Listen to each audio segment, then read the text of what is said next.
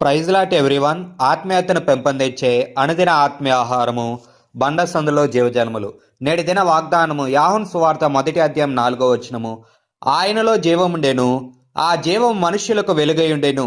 In him was life, and the life was the light of men. యేసు క్రీస్తు ఈ లోకానికి వెలుగై ఉన్నాడు.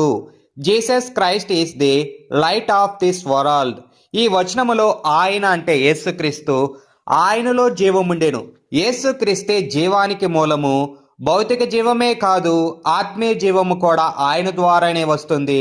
నిజమైన జీవితము దేవునితో ఉన్న సంబంధములోనే ఉంటుందని ఒక వచనం చెప్తా ఉంది. ఆ జీవం మనుషులకు వెలుగై ఉండెను. ఇక్కడ వెలుగు అంటే సత్యము, మార్గదర్శకము, పాపము నుండి విముక్తి. యేసు మన జీవితాల్లోకి వచ్చి చీకటిని తొలగించి దేవుని మార్గాన్ని చూపిస్తాడు.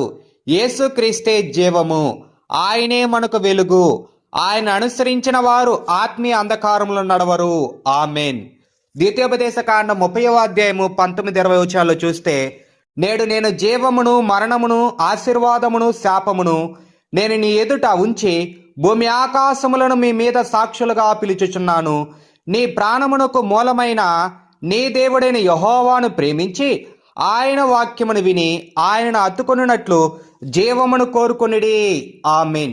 మంచివాళ్ళు, చెడ్డవాళ్ళు, దేవుని నమ్మని వారు, దేవుని నమ్మిన వారు అందరూ జీవిస్తూనే ఉన్నారు. మరి జీవిస్తున్న వారు ప్రత్యేకంగా జీవమును కోరుకోవడం ఏంటి? ఈ సృష్టిలో జంతువులు, పక్షులు, చెట్లు, చేపలు కూడా జీవిస్తున్నాయి. అయితే జీవించాలా, మరణించాలా అని వాటికి లేని ఎంపిక మనిషికి మాత్రమే ఉంది.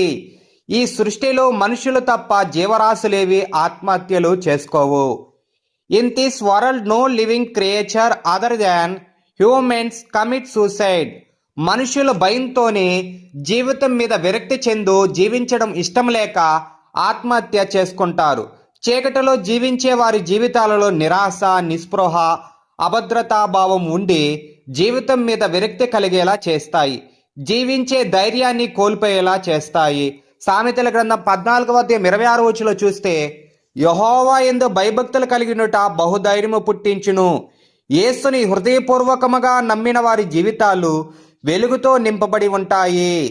దేవుడు మనకు ఇచ్చిన ఆయుష్కాలం అంతా జీవించడంతో పాటు నిత్య జీవమును సంపాదించుకోవాలంటే దేవుణ్ణి ప్రేమించి ఆయన వాక్యము విని ఆయనను అత్తుకొని ఉండాలి. నేనే జీవమునని చెప్పిన యేసుని నీ జీవితంలోనికి ఆహ్వానిస్తే నీ జీవితం వెలుగుమయమై ఉంటుంది. యేసు ప్రభు వారు ఈ లోకమునకు వెలుగై ఉన్నారు. మనము మేల్కొని యేసు ప్రభు వారిలో వెలగాలి. చీకటిని విడిచిపెట్టి ఆ వెలుగులో మనం ఉండాలి. ఆ జీవపు వెలుగులో మనము ఇతరులను వెలిగించాలి. ఆయన వాక్యపు వెలుగులో మనం ఇతరులను వెలిగించాలి. యేసు ప్రభు వారి ద్వారా అందరూ వెలుగు కలిగి ఉంటారు. మనలను వెలిగించేవారు యేసయ్య.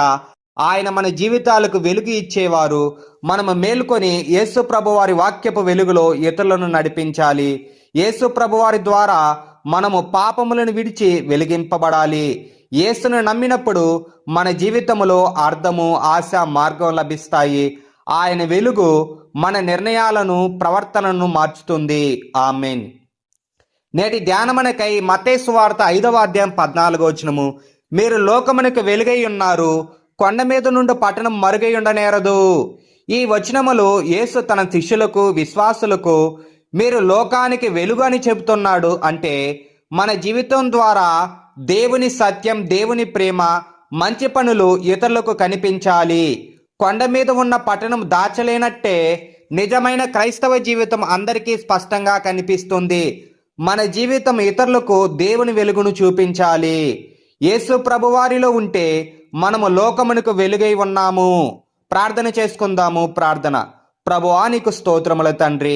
మా ప్రాణమునకు మూలమై ఉన్న నిన్ను ప్రేమించి నీ వాక్యము విని నిన్ను అత్తుకుని జీవించినట్లు మాకు సహాయము దయచేయమని నజరేయుడైన యేసుక్రీస్తు నామమున అడుగుతున్నా మా పరమ తండ్రి. Amen, amen, amen.